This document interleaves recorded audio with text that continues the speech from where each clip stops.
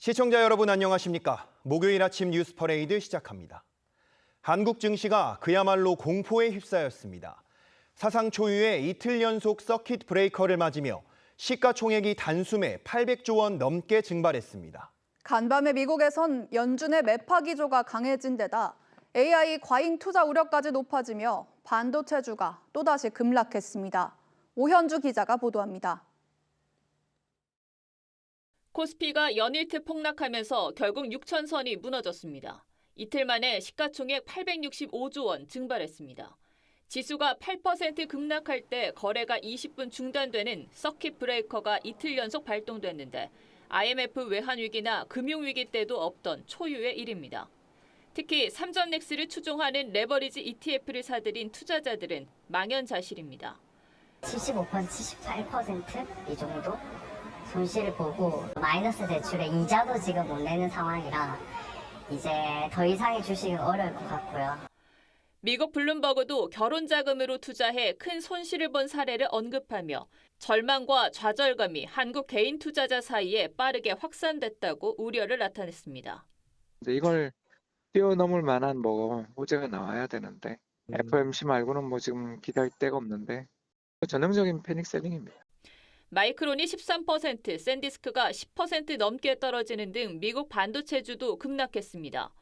미국 연방준비제도가 기준금리를 3.5에서 3.75%로 동결하기로 했지만 FOMC 위원 3명이 금리 인상을 주장하면서 9월 금리 인상 공포가 확산됐습니다. The economy is showing impressive resilience. Inflation remains elevated relative to the committee's 2% goal. 메타의 실적도 AI 거품 우려를 키웠습니다. AI 인프라 구축에 밑빠진 독처럼 현금을 쏟아붓고 있다는 사실이 알려지면서 시간 외 거래에서 메타 주가는 7% 넘게 빠졌습니다. TV조선 오현주입니다. 청와대 김용범 정책실장이 출렁이는 국내 증시 변동성을 우리 시장 구조와 개인 투자자들의 역동성 탓이라는 취지로 말했습니다. 그동안 정부가 급조한 레버리지 ETF 탓이란 지적이 많았고 정부도 이를 인정하며 보완책 마련에 나선 상황입니다만 김 실장은 마치 외부 요인이 원인인 것처럼 책임을 떠넘기며 논란을 불렀습니다. 최지원 기자입니다. 브라질 순방에 동행한 김용범 청와대 정책실장이 극심한 국내 증시 변동성에 대해 모든 것이 레버리지 ETF 때문은 아니라고 했습니다. 오히려 파생 상품 등이 많은 우리나라의 시장 특성 탓이라며 개인 투자자들이 굉장히 역동적으로 투자한다고 말했습니다. 레버리지 ETF 추가 보완 가능성까지 언급하고선 이번엔 시장 구조와 개미들 때문이라는 설명을 내놓은 겁니다.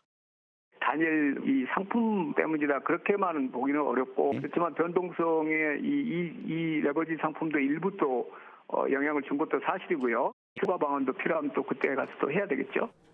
최근 떠오른 중국 반도체 급성장도 거론하며 지난 2, 3개월이 우리만 그런 것은 아니다. 구조적 요인을 전반적으로 들여다보겠다고도 했습니다. 지난 1월 레버리지 ETF 국내 도입을 공개 주장했던 김 실장은 시행 50여일 만에 부작용 논란이 일자 환율 등의 효과가 있었다고 반박하기도 했습니다. 개인들은 현격하게 해외로 자금 유출하는 게 순유출이 줄었습니다. 이런 효과들도 일부 작용했다고 봅니다. 정책 효과는 정부 성과로 평가하면서 부작용은 외부 요인 등으로 책임을 전가하려 한다는 지적이 나옵니다. 김 실장은 앞서 삼성전자와 하이닉스의 역대급 시총을 자랑했지만 2년, 3년 뒤에는 저는 3강 된다고 봅니다. 시총 기준으로. 저랑 내기하시죠. 증시가 출렁이자 두 회사의 시장 비중이 큰 탓이라고 했습니다. TV조선 최재원입니다. 미국과 이란이 서로 공습을 중단한 지 닷새 만에 다시 충돌했습니다. 트럼프 미국 대통령은 비속어까지 써가며 강한 타격을 예고했는데 다시 고조된 중동 긴장에 국제 유가는 크게 올랐습니다. 금지혁 기자의 보도입니다. 굉음과 함께 불꽃과 연기를 내뿜으며 미사일이 하늘 높이 올라갑니다. 이란이 중동의 미군 기지를 겨냥해 미사일을 발사하는 모습입니다. 보복으로 미군은 사우디아라비아군과 함께 이라크 내 친이란 무장단체를 공습했습니다. 사우디가 미국과 공동 군사작전에 나섰다고 밝힌 건 이란 전쟁 발발 후 처음입니다. 이라크 내 이란 대리 세력은 대원 20명이 사망했다며 보복을 다짐한 뒤 중동 미군 기지를 다시 공격했습니다.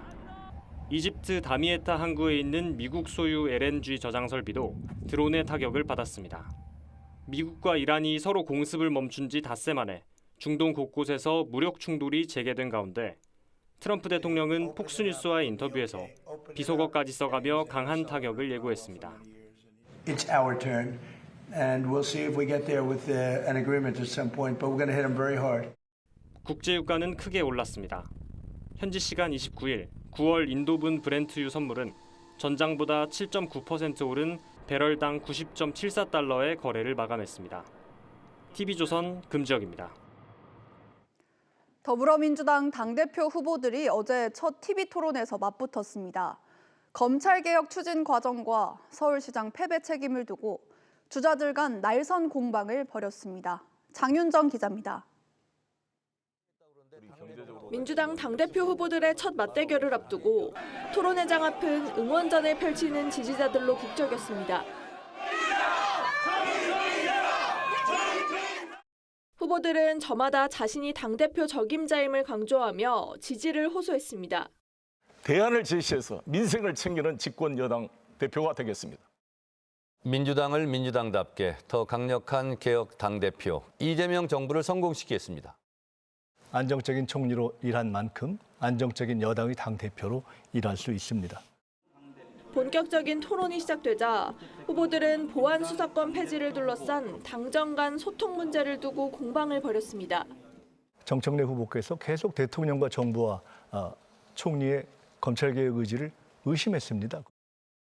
당의 여러 경로를 통해서 요청했다는데 왜 당대표와 원내대표를 패싱했습니까? 두 분 다 보안 수사권 폐지를 주장했다 그러는데 왜 이렇게 당청 간에 이게 서로 오해가 생기고 되는지. 서울시장 선거 패배 책임을 둘러싸고도 날선 공방이 이어졌습니다. 대통령의 시각, 저나 다른 의원의 시각과 분명히 이 지방선거의 평가에 현격한 차이가 있는데 선거 지휘의 한계가 과연 내년에 다시 하신다고 해결되겠습니까? 심리적인 요인은 있지만 수치상으로는 분명히 이것은 패한 선거가 아니고 이긴 선거입니다. 민주당은 다음 달 1일 충청권 경선을 시작으로 전국 순회 경선을 이어간 뒤 8월 17일 전당대회에서 새 당대표를 선출합니다. TV조선 장윤정입니다. 이처럼 당권 주자들은 토론회에선 맞붙었지만 조정식 국회의장의 대통령 연임 개헌 발언에는 한 목소리로 부적절했다고 했습니다. 야당이 공세 수위를 높이는 가운데 여권 내에선 조 의장 개인의 실수로 넘기기에는 파장이 너무 크다는 비판이 나오는데 대통령 비서실장까지 나서서 진화에 안간 힘을 쓰고 있습니다. 고희동 기자입니다.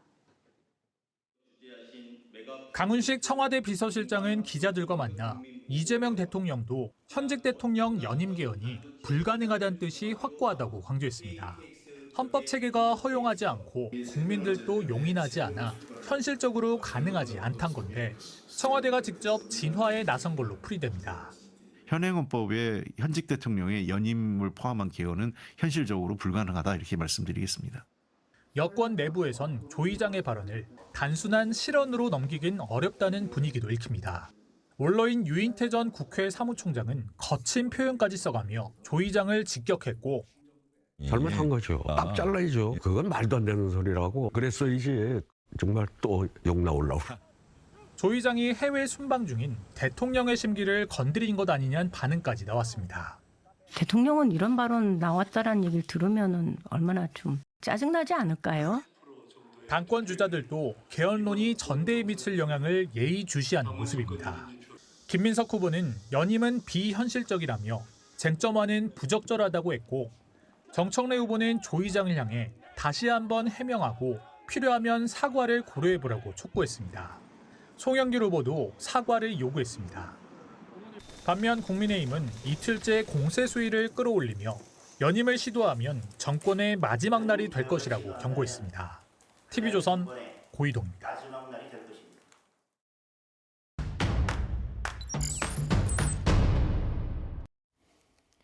한 주간 가장 뜨거운 정치권 이슈 자세히 짚어보는 시간입니다. 신효섭 TV조선 보도해설고문 함께합니다. 안녕하십니까? 안녕하십니까? 예, 오늘 주제가 이 급한 불은 껐지만 이렇게 나와 있더라고요. 네네. 조정식 국회의장의 기자회견 발언으로 이 대통령 연임 개헌 논란이 핵심 쟁점으로 떠올랐는데 어제 청와대 핵심 관계자들이 이걸 진화하려고 아주 노력을 많이 하던데요. 그렇습니다. 방금 저희 기자들의 리포트에서 들으셨듯이 이제 청와대 정무 기능을 담당하고 있는 투톱이라고 할 수 있죠.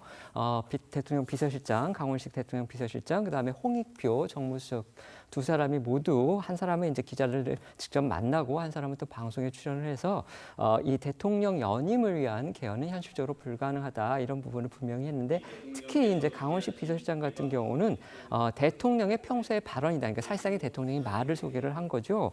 우리나라 헌법 체계가 그 연임 개헌을 허용하지 않고 있고 국민들도 쉽게 용인하지 않을 것이다. 현실적으로 불가능하다. 이게 대통령이 지금도 하고 있는 말이다. 이렇게 간접적으로 대통령의 뜻을 밝혔습니다. 그리고 성경 홍보소통 수업은 이제 오후에 방송에 나와서 역시 이 헌법상 지금은 불가능한 것이다 이런 뜻을 분명히 했고요. 그 다음에 이제 당사자라고 할 수 있죠. 조정식 국회의장이 이제 그제 밤에 그 페북에다가 글을 올려서 자신의 향후 이루어질 개헌 논의에 현직 대통령의 연임은 그 대상이 아니다 이렇게 또 분명히 밝히면서 급히 진화에 나서는 모습입니다. 어쨌든 청와대가 나서서 직접 이렇게 부인을 했기 때문에 급한 불은 꺼졌다 이렇게 볼 수 있겠습니다. 네. 자, 언급하신 대로 이 청와대 정무 업무의 투톱이 논란이 불거진 지 어떻게 보면 하루 만에 그렇습니다. 동시에 나서서 이 연임 개헌 가능성을 차단하고 이렇게 나선 거 네. 굉장히 이례적이고 발빠른 대응이다 이렇게 지금 보이고 있는데 네. 여권의 핵심부에서 이렇게 진화를 빠르게 하려고 했던 이유가 뭡니까? 뭐 그냥 이제 원론적으로 그의 말을 액면 그대로 받아들인다면 정말 그 연임 개헌 할 뜻이 없는데 이게 불필요한 지금 논란이 벌어지고 있다 이런 생각 때문에 나섰을 수도 있고요. 네. 그다음에 현실적으로 지금 이재명 대통령이 남미 순방 중이지 않습니까? 그러니까 대통령이 지금 외국에 나가 있는데 국내에서 대통령의 연임 개헌 문제를 가지고 이렇게 시끄럽다? 이거는 사실 청와대 참모들로서는 굉장히 대통령한테 미안한 일이고 그렇기 네. 때문에 급히 서둘러서 이거를 진화에 나설 그런 이유가 되는 것이고요. 그 다음에 이제 조금 더 정치적으로 이걸 해석을 해본다면은 당장 지금 눈앞에 벌어지고 있는 민주당의 당권 경쟁 이 부분과 관련해서 청와대도 이게 혹시라도 이제 어쨌든 간에 대통령의 뜻이 누구한테 있다 이거는 다 드러나 있지 않습니까? 네. 친명 후보가 이제 김민석 후보고 그다음에 대안이 이제 송영길 후보 같은 경우인데 이 당권 경쟁에서 혹시라도 친명계 후보들한테 불리하게 작용하지 않을까 이 부분을 우려한다 합니다. 이것과 관련 있는 발언은 바로 유시민, 그러니까 지금 현재 그 친노 친문 진영, 이른바 이제 비명 그다음에 반명 진영의 대표적인 스피커로 급부상한 유시민 작가가 지난 5월에 이미 이재명 대통령 측에서 연임을 위한 개헌을 시도할 가능성 이 부분을 지적을 하면서 아주 강하게 비판도 하고 경고도 했었죠. 그렇기 때문에 그 부분이 이렇게 친명의 측근 중에 측근이라고 할 수 있는 조정식 국회의장의 입을 통해서 그 대통령 연임 개헌론에 대한 긍정적인 그다음에 그걸 가능성을 시사하는 듯한 그런 발언이 나오니까 이게 혹시라도 당권 경쟁에서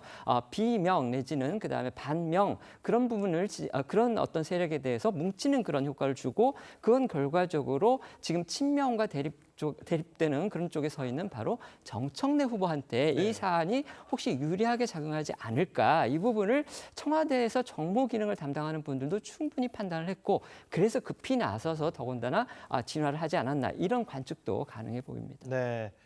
자, 이 청와대는 부인을 하고 있습니다. 그런데 이 국민의힘을 비롯한 보수 야당의 비난과 반발 오히려 더 강해지는 것 같거든요. 네. 이건 왜 그런 겁니까? 지금 정권을 둘러싼 그 여론의 흐름이 좋지가 않죠. 부동산 문제, 그다음에 주가가 흔들리고 있고 여기에 대해서 이 대통령의 연임이라는 문제는 정말 우리 국민들의 굉장히 말초를 건드릴 수 있는 그런 부분이기 때문에 네. 지금 지금 야당의 입장에서 보면 아주 더할 나위 없는 대여 공세에 호재를 맞았다 이렇게 판단을 할 겁니다. 특히 이제 국민의힘의 어쨌든지 간에 대표를 맡고 있는 장동혁 대표 같은 경우는 이 부분이 잘 흔들리고 있는 자신의 리더십을 갖다가 조금 더 바로잡아줄 수 있고 그다음에 확고히 할 수 있는 바로 세울 수 있는 그런 어떤 호재가 될 수 있다 이렇게 판단을 했기 때문에 결국 장동혁 대표 가장 앞장서서 지금 비난에 그다음에 공격의 화살을 날리고 있죠. 그런데 또 이게 전반적으로 본다면은 지금 그 야당 인사들의 입장에서 본다면은요 어떤 부분을 주목하고 있느냐 바로 이재명 대통령의 퇴임 후 안전 문제와 결부시켜서 지금 아주 강하게 비판을 하고 있는데 예를 들면 장동혁 대표는 이 대통령과 친명이 이렇게 연임에 목매는 이유는 명확하다. 범죄를 피할 길이 연임밖에 없기 때문이다. 이렇게 주장을 했습니다. 네. 그다음에 사선의 김태호 의원 같은 경우도 공소 취소 추진에 이어서 대통령 사법 리스크 모면을 위한 또 하나의 헌정 유린 이렇게 주장을 했고요. 그다음에 무소속의 한동훈 의원 같은 경우는 아예 이렇게 얘기를 했습니다. 이재명 대통령이 임기 후에 감옥에 가지 않기 위해서 공소 취소가 플랜 A, 독재명, 그러니까 이재명 대통령이 독재다 이 말이죠. 독재명 연임 개헌이 플랜 B, 그다음에 공소기각, 지금 여당이 국회에서 통과시키려고 주장하고 있는 형사소송법에 이 보안수사권 폐지뿐만이 아니고 법원의 공소기각 문제가 들어가 있는데 바로 이 공소기각이 플랜 C다. 지금 이렇게 야권의 주요 인물들이 대통령의 퇴임 이후 안전 문제와 결부시켜서 지금 이 부분을 공격을 하고 있습니다. 네. 자, 짚어보면 이 야권 주장은 어쨌든 이재명 대통령의 가장 큰 관심사가 퇴임 이후의 안전이고 네. 이제 1차적으로는 이제 공소 취소, 2차적으로는 대통령 연임 개헌, 임기 연장 이거를 네. 목표로 하고 있다. 네. 이렇게 지금 주장을 하고 있는 건데 네. 이런 주장이 국민적 관점에서 봤을 때 얼마나 좀 공감을 얻을 수 있겠습니까? 저희가 정말 객관적이고 상식적이고 원론적으로 본다면 네. 대통령의 연임을 위한 개헌, 현행 헌법상으로도 불가능하고 국민들이 과연 그에 공감을 하겠느냐 이런 부분에서 본다면 실현 가능성은 제로에 가깝다 이런 의견이 많은 건 사실입니다. 네. 하지만 앵커께서도 잘 아시고 그다음에 많은 국민이 아시다시피 지난 정권에서 비상계엄 누가 가능하리라고 생각했습니까? 네. 정말 불가능한 일이 현실이 된 그런 일을 한번 겪었기 때문에 이거 혹시라도 가능성 있는 거 아니냐 이런 우려를 갖고 있고 아까 제가 말씀드렸듯이 여권 내의 정보에 상당히 밝다 이렇게 볼 수 있는 유시민 작가 같은 경우도 지금 지난 5월에 이미 그 가능성을 경고를 하지 않았습니까? 네. 그리고 지금 이재명 대통령의 핵심 강성 지지층 사이에서는 벌써부터 다음 총선에서 200석 그러니까 국회에서의 개헌 의결선을 확보한 다음에 숫자로 밀어붙이면 국회에서 개헌안 얼마든지 통과시킬 수 있고 그다음에 그렇게 되면 국민투표에서 과반 얻는 것도 결코 어렵지 않다. 이런 시나리오를 제기를 하고 있다는 겁니다. 그리고 저희가 지금 잊고 있는 게 하나 있습니다. 개헌안의 발의는 국회도 할 수 있지만 대통령도 할 수 있습니다. 그렇기 때문에 만에 하나 이건 어디까지나 추측이고 시나리오이긴 합니다만 대통령의 지지율이 고공행진을 계속하고 그다음에 다음 총선에서 민주당이 어쨌든 간에 친명 후보들이 다수 당선이 돼서 200석 넘는 또 역시 절대 다수석을 확보를 한다면 정말 과연 이 가능성이 하나도 없겠느냐. 이 부분은 저희가 생각할 여지가 있기 때문에 네. 결국 앞으로 남은 임기 거의 이제 4년 가까이 남았는데 이재명 대통령이 얼마나 자신의 지지율을 유지를 하고 그다음에 다음 총선에서 민주당이 어느 정도의 의석을 얻느냐. 이 결과에 따라서 상황은 우리가 상식적으로 생각하는 것과는 다르게 흘러갈 소지도 분명히 있다. 이런 관측도 나오고 있는 게 지금 현실입니다. 알겠습니다. 자, 앞으로의 상황 한번 지켜보도록 하겠습니다. 신고문님 오늘 잘 들었습니다. 감사합니다. 고맙습니다. 장윤기 사건으로 향찰에 대한 국민적 분노가 커지자 행안부가 갑자기 순환 인사제 확대 카드를 꺼낸 바 있죠. 그러자 경찰이 크게 반발하면서 갈등이 커지고 있습니다.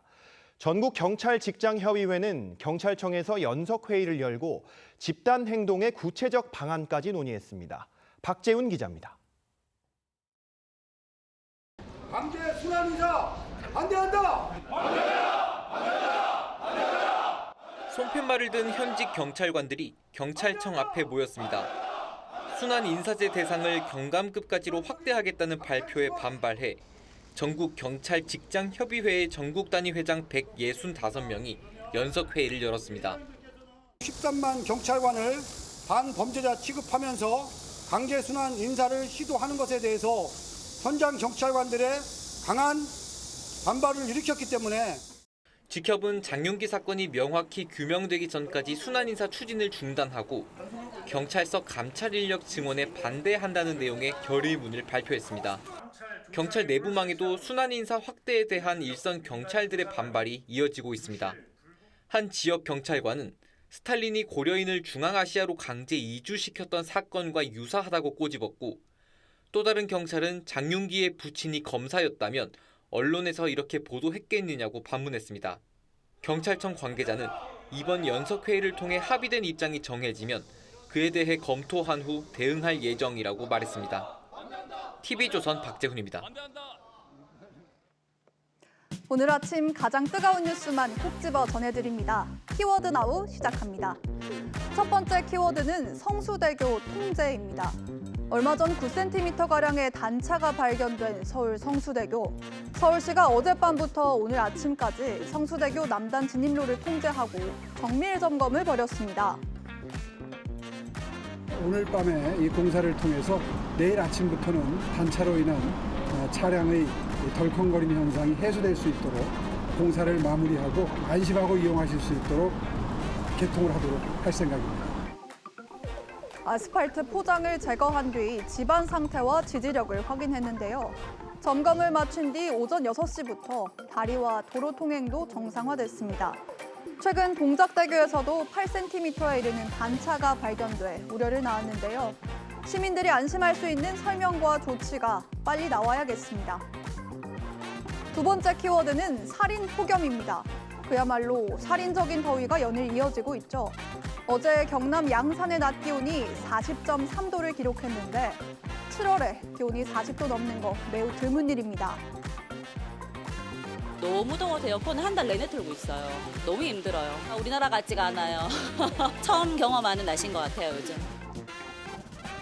부산도 38.8도까지 치솟으며 기상 관측을 시작한 이후 122년 만에 가장 더운 날을 기록했습니다.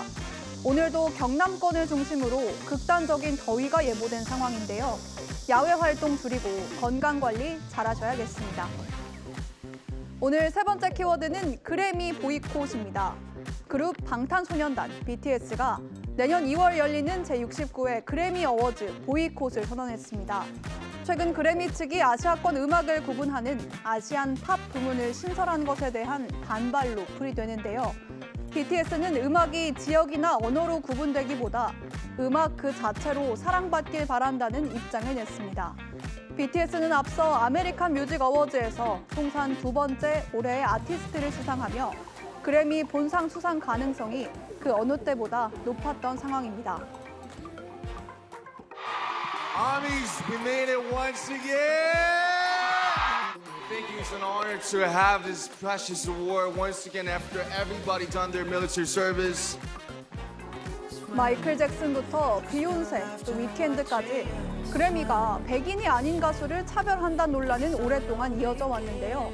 BTS의 보이콧이 그래미의 자성과 변화의 계기가 되기를 기대해봅니다. 지금까지 키워드 나우였습니다.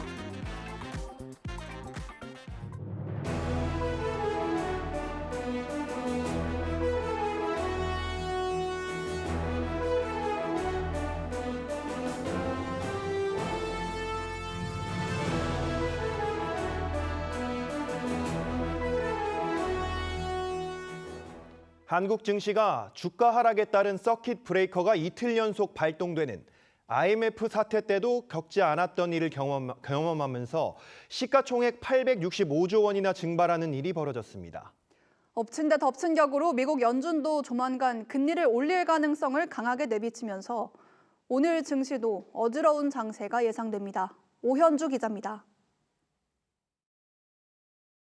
코스피가 연일트 폭락하면서 결국 6천선이 무너졌습니다. 이틀 만에 시가총액 865조 원 증발했습니다.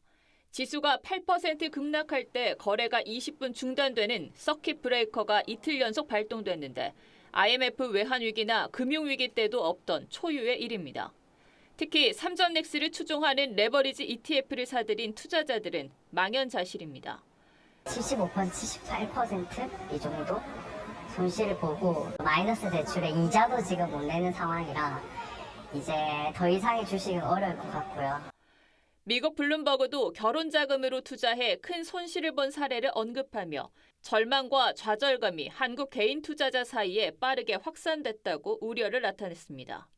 이걸 뛰어넘을 만한 호재가 나와야 되는데 FOMC 말고는 지금 기다릴 데가 없는데 전형적인 패닉 셀링입니다.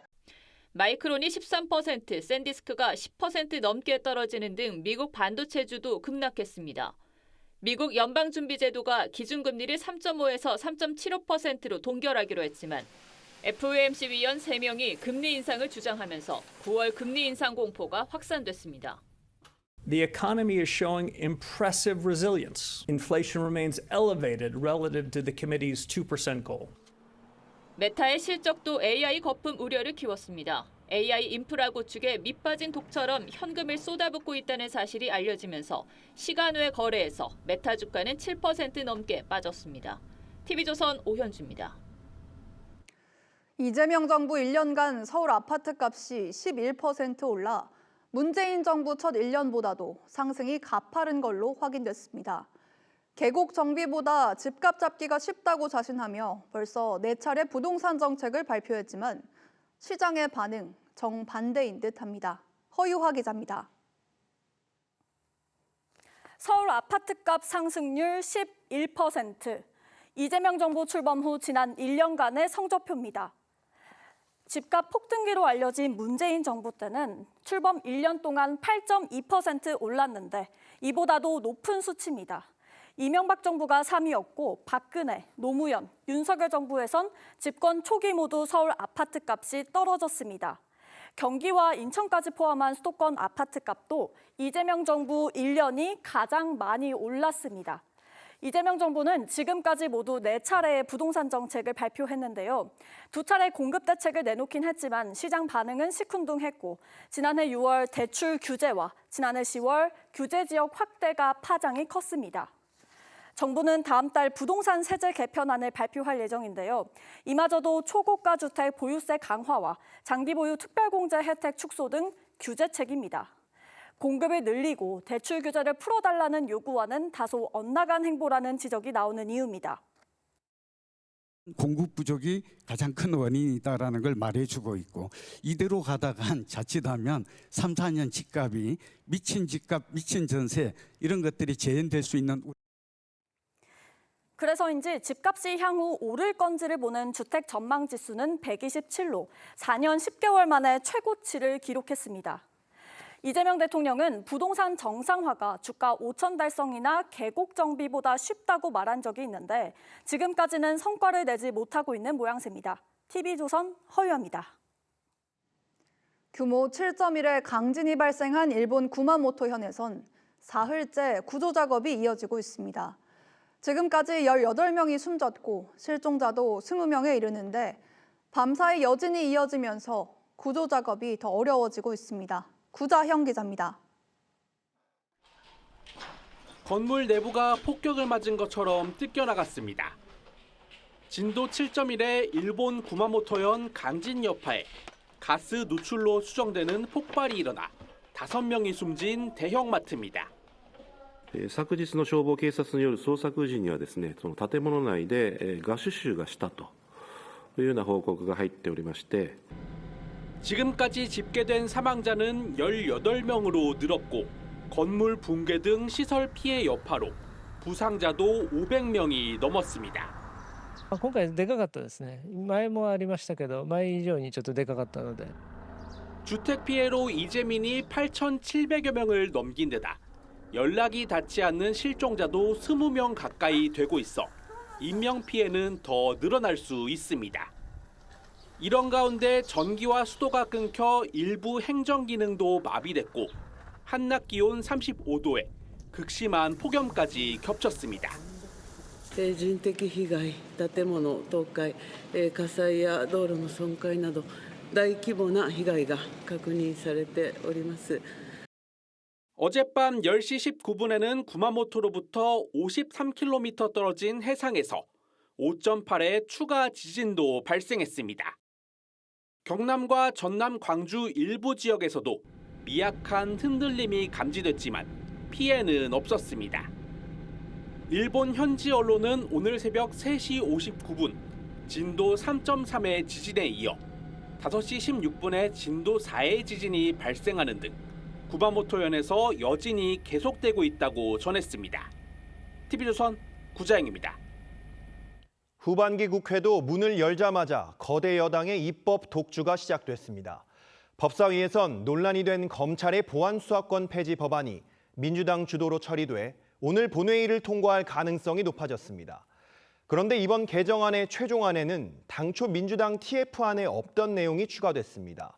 어떤 내용인지 황정민 기자가 자세히 전합니다. 민주당이 주도한 형사소송법 개정안의 핵심은 196조, 이 검사의 수사권 조항을 삭제한 겁니다. 검사로부터 모든 수사 권한을 가져와서 사법경찰관에게 주겠다는 것으로 위헌 가능성이 제기되었습니다. 검사의 영장 청구권을 규정한 헌법 조항과 충돌할 수 있다는 지적인데요. 이 영장을 청구하려면 수사권이 전제돼야 한다는 시각입니다. 이 때문에 여권 내에서도 권한쟁의 심판 등이 제기될 수 있다 이런 우려가 있었죠. 하지만 민주당은 검사 수사권은 국회 입법 재량이라는 게 헌법재판소의 일관된 판단이라면서 삭제했습니다. 이로써 논란이 됐던 검사의 보안 수사권은 완전 폐지로 최종 확정됐습니다. 기존 민주당 TF안에는 없었지만 추가가 돼서 논란인 조항도 있습니다. 법원 공소 기각 사유에 중대한 위법 수사로 인한 공소 제기를 등 2가지 사유가 추가된 건데요. 이 현행법상 공소 기각은 피고인에 대한 재판권이 없거나 공소 제기 절차가 법률 규정을 위반해 무효인 경우 내려지는 만큼 이 범위가 확대된 거란 시각이 많습니다. 야당은 이걸 이재명 대통령 관련 사건과 연결짓고 있습니다. 이게 플랜 C인 것 같아요. 공소 취소는 1심까지만 할 수 있거든요. 그런데 이거는 그 제한이 없어요. 반면 보안 수사권 폐지에 따른 서민 피해 우려에 대해선 보안 장치를 마련했다는 입장입니다. 경찰이 사건을 불송시했을 경우 고발인도 이의 신청을 할 수 있게 했고 검사의 보안 수사 요구를 제대로 이행하지 않는 수사관은 징계 요청을 할 수 있도록 한 내용들입니다. 하지만 강제력이 없는 만큼 실효성을 둘러싼 논란은 여전히 진행 중입니다. TV조선 황정민입니다. 북한은 적대적 두 국가를 선언한 뒤 국경 지역 요새화 작업을 진행하고 있습니다. 지난해에만 17차례에 걸쳐 군사 분계선을 침범했는데 이를 철저히 대비해야 할 우리군은 실탄을 장착하지 않은 기관총으로 경계 근무를 서왔다고 합니다. 총알을 넣지 않고 단지 총 옆에 둔 상태로 근무를 섰다는 건데 왜 이랬던 건지 송무빈 기자가 보도합니다. 안개 속 휴전선 너머에 초소와 철책이 즐비하게 늘어서 있습니다. 약 2년 전부터 북한이 국경을 요새화하겠다며 새로 만들고 정비한 시설들입니다. 특히 북한은 군사분계선에서 100m 안까지 들어와 철조망을 세우고 짧게는 5m 앞에서 지뢰 매설 준비도 했습니다. 이 과정에 북한군이 분계선을 넘은 횟수는 지난해에만 17차례에 이릅니다. 북한군이 군사분계선을 넘으면 우리 군은 경고 방송이나 경고 사격으로 대응하는데 경고 사격에 사용되는 총이 K6 중기관총입니다. 거치대까지 60kg에 이르는 K6는 유효 사거리가 2km에 육박하고 강력한 파괴력으로 경장갑차까지 제압 가능한 보병의 핵심 중화기입니다. 특히 최전방에 배치된 K6는 북한군의 도발에 즉각 대응하기 위해 평소에도 실탄을 채운 탄띠를 기관총에 연결한 상태로 운용해야 하지만 서부전선 최전방 방어를 책임진 육군 1군단은 K6 중기관총에 실탄을 넣지 않은 채 근무해왔습니다. GP 같은 경우는 서로 대화가 가능할 정도라고 2km 미만인 탄을 결합해 놓고 노르쇠만 바로 후퇴 전진해버리면 발사될 수 있게 어이없는 경계 지침이 내려진 거예요. 지난달 김정은 국무위원장이 남부국경 요새화 공사의 완결을 재차 강조한 만큼 군 대비 태세에 대한 재점검이 필요하다는 지적이 나옵니다. TV조선 송무빈입니다.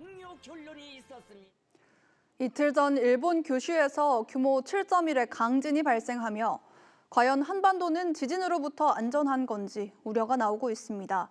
이윤수 전 포항공대 특임 교수와 함께 자세히 짚어보겠습니다. 안녕하세요. 안녕하십니까. 자, 교수님, 이번 일본 지진이 발생한 곳, 10년 전에 구마모토 지진이 발생한 곳 인근에서 또 발생한 건데 그때 지진과 연관이 있던 말이 많더라고요. 이 얘기 무슨 얘기입니까? 네, 매우 비슷한 메커니즘이라고 생각을 하고요. 네.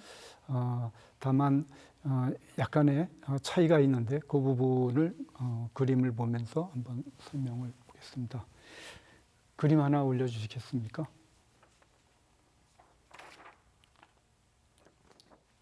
네, 이 지각대에 대한 그림인 거죠? 네, 그 지진이 일어난 곳이고, 네, 단층대 설명을. 네, 보시면은 지진이 일어난 곳에 그 제일 큰 네, 그러니까 일본 이 인근에 있는 지진인 거죠. 지금 하나구 단층이라는 게 보이는데 하나구 네네. 단층이 흔들린 겁니까? 네, 이게 지진이 원래 원래는 저기 중앙구조선 단층이라고 돼 있죠. 네. 중앙구조선 단층이라는 것이 난카이와 아주 나란하게 가는 굉장히 큰 단층입니다. 그 단층선에 그 아류가 시나구라든지 그 옆에 있는 단층이 발달되는 건데요. 네. 왜 그러냐면은 이 스트라이크 슬립, 그러니까 지층이 옆으로 이렇게 밀리는 단층이 있습니다. 그래서 오른쪽이 지금 일어난 단층 같으면 오른쪽이 저희 앞으로 오거든요. 네. 그리고 왼쪽이 멀리 가고, 그래서 그것을 우수양이라고 합니다. 따라서 지금 중앙 구조대 그 단층이 결국은 움직인 건데 이것이 그런 주양이동 단층인 경우는 끝에 가면은 이게 지표 가까이에서 이게 플라워 스트럭처라 그래가지고요. 지진이 원래 이렇게 하나로 쭉 가다가 쫙 이렇게 꽃이 핍니다. 플라워 스트럭처라 그래가지고요. 네. 그 중에 하나가 후다카와 단층이고 나머지 하나가 이제 그 아래에 있는 히나구 단층이거든요. 그래서 이 세 개는 서로 다른 게 아니라 하나의 나무에서 나온 가지들입니다. 깊이가 네. 이제 10에서 20km 그쯤에서 아마 이것이 쪼개졌을 걸로 판단을 하고 있는데요. 네. 근데 2016년대 단층은 하나구 단층에서부터 시작이 됐어요. 지진이 시작이 돼가지고 결국은 이제 그 만나는 곳에 그 단층을 다시 한번 그대로 올려주시기 바랍니다. 그 만나는 곳에, 그러니까 후다카와하고 하나구하고 단층이 만나는 곳, 거기에 7.3이 났었거든요. 네. 그리고 그것이 그 단층이 후다카와 단층과 중앙구조선, 엄밀히 얘기하면 중앙구조선 안에 속하는 거죠. 그쪽으로 이제 진전했어요. 이거 10년 전 이야기입니다. 네. 해가지고 어디까지 갔냐면 아소산을 넘어갔어요. 네. 근데 그 아소산을 넘어가가지고 이제 이게 시코쿠라는 섬이 동쪽에 있는데 거기를 넘어가느냐 넘어가지 않느냐가 10년 전에 관건이었습니다. 왜냐하면 그 길을 넘어가게 되면 시코쿠 섬 자체가 거기 그 입구에 이타카 원전이 있어요. 네. 그래서 원전에 대한 위험성이 지금도 제동하고 있는 걸로 알고 있는데요. 그쪽으로 넘어가게 되면 많이 이제 그 재해가 더 심하게 오는 거고 또 이 구면 기하학상으로도 그 부분을 넘게 되면은 난카이 쪽으로 일본의 그 히로시마, 오사카, 교토, 나고야, 도쿄에 네. 이르는 거대한 그런 단층대, 이 단층지 자체는 중앙구조 단층대지만 그것에 대한 메커니즘은 필리핀판이 제공을 해주고 있으니까 네. 이것이 만약에 연동이 된다고 하면 피해가 상당히 클 것으로 기대됩니다. 왜냐하면 과학적으로 이게 자세하게 설명을 해주셨는데 사실은 네. 이제 결국에는 이제 10년 전에 났던 지진 이 단층대가 지금 또 움직이느냐 안 움직이느냐 네. 요거에 좀 주목이 되고 있는 것 같은데 사실 저희가 제일 궁금한 거는 우리나라에서도 2016년 경주에서 진도 이제 5 넘는 지진이 발생했고 또 그 이듬해 포항에서도 지진이 났기 때문에 이번 지진이 우리나라 한반도에는 얼마나 영향을 미칠 것인가 이거인 것 같은데요. 그러면은 이 단층이 일본에서 만약에 활성화됐다면은 우리나라 지각대는 안전하다고 보십니까? 네, 그거와는 현실적으로 무관하다고 판단합니다. 네, 다행히 무관하군요. 그러면 이제 이 단층과는 관계없이 한반도의 지각대는 좀 어떨까요? 지난 이제 지난 100여 년간의 네. 이제 그 관측 기록에 의하면 그 통계에 의하면은 우리나라 같은 이제 그 연변부에 있는 안쪽에 있는 그런 데에서 일어난 지진을 에너지로 전부 환산하면 1년에 2조 줄 정도요. 네. 2조 줄 정도. 근데 일본 열도 같은 경우는 1년에 평균 6경줄이에요. 우리보다 3만 배요. 네. 3만 배의 에너지를 더 갖고 있습니다. 그러니까 왜 그쪽으로 에너지가 많이 가느냐? 그쪽은 판경계이기 때문에 그래요. 우리는 판경계에서 조금 벗어났기 때문에 그래서 우리가 한반도가 지진에 안전한 곳은 아닙니다. 하지만 일본 같은 판경계부 지역에 비하면 엄청 안전한 것입니다. 네. 따라서 지금 우리나라 같은 경우에는 아직까지 규모 7 이상의 지진이 온 적이 없어요. 네. 그건 무엇을 의미하냐면요. 규모 7이라는 것은 우리가 지진이 일어나면 이렇게 이제 그 파동, 이 진폭이 일어나잖아요. 네. 근데 이 진폭이 이제 규모가 크면 클수록 커집니다. 커지는데 이게 이제 규모 7 정도 되면 더 이상 커지질 않아요. 네. 커지질 않고 이제 포화가 되는 거죠. 예. 네. 그럼 이 포화가 된다는 것은 어딘가에서는 파괴가 일어난다는 얘기거든요. 땅이 갈라져 버린다는 거거든요. 그러니까 이 상태를 우리는 넘은 적이 없어요. 근데 다행히. 일본은 1년 평균이 규모 8 정도가 일어나요. 그러니까 규모 7을 넘는 거죠.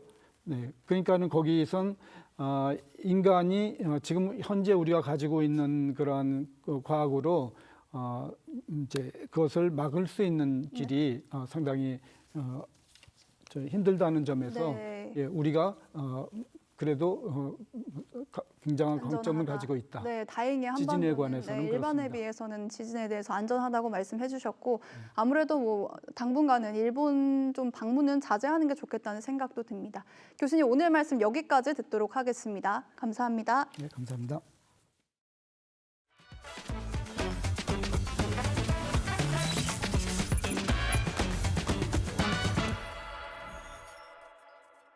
안녕하세요. TV조선 AI 리포터 아이온입니다. 제품도 매출도 없는데 기업 가치는 무려 320억 달러, 우리 돈 45조 원. 아직 증명되지 않은 꿈에 왜 천문학적인 돈이 몰릴까요?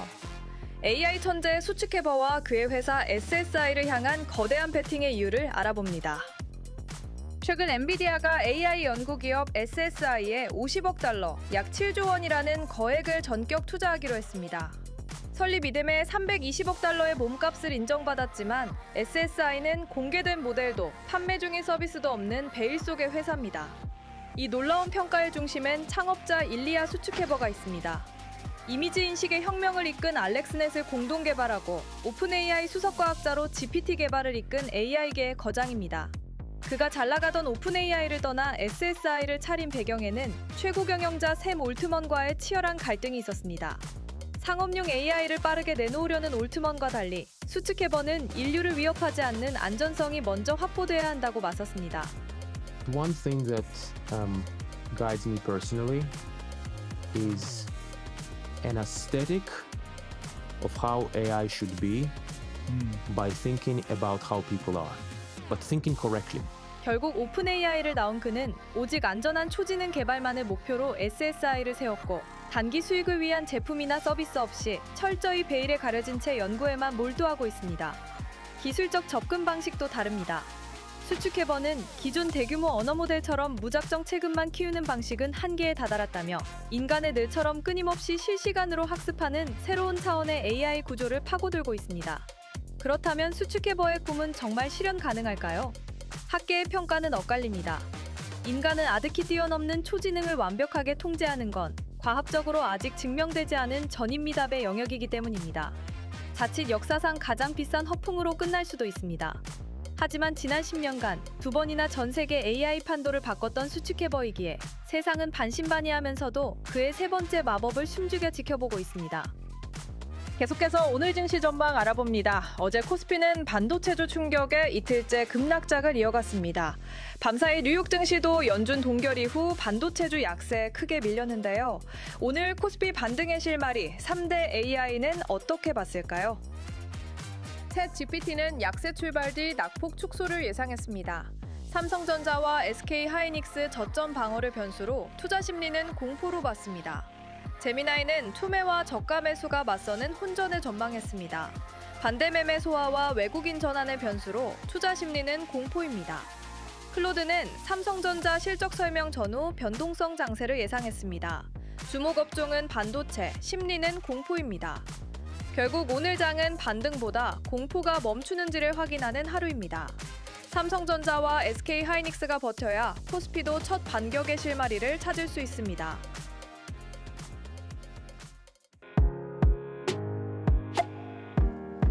렌즈에 담긴 순간 그 의미를 짚어보는 시간이죠. 사진 기자가 선택한 아침의 한 장입니다. 오늘은 조선일보 사진부 이태경 기자와 함께합니다. 안녕하세요. 오늘 함께 볼 사진 어떤 건가요? 네, 뜨거운 태양을 피해 떠나기 좋은 곳들인데요. 폭염을 피해 시원한 동굴과 터널로 피서를 떠난 우리 주변의 풍경 사진으로 만나보겠습니다. 먼저 경기도 광명시 광명동굴입니다. 폭염에 지친 시민들이 시원한 동굴 안에서 여유롭게 거닐며 즐거운 시간을 보내고 있는데요. 폭염 경보가 내려도 이곳은 외부와는 완전히 다른 시원함을 유지하는 대표적인 도심 속 피서지입니다.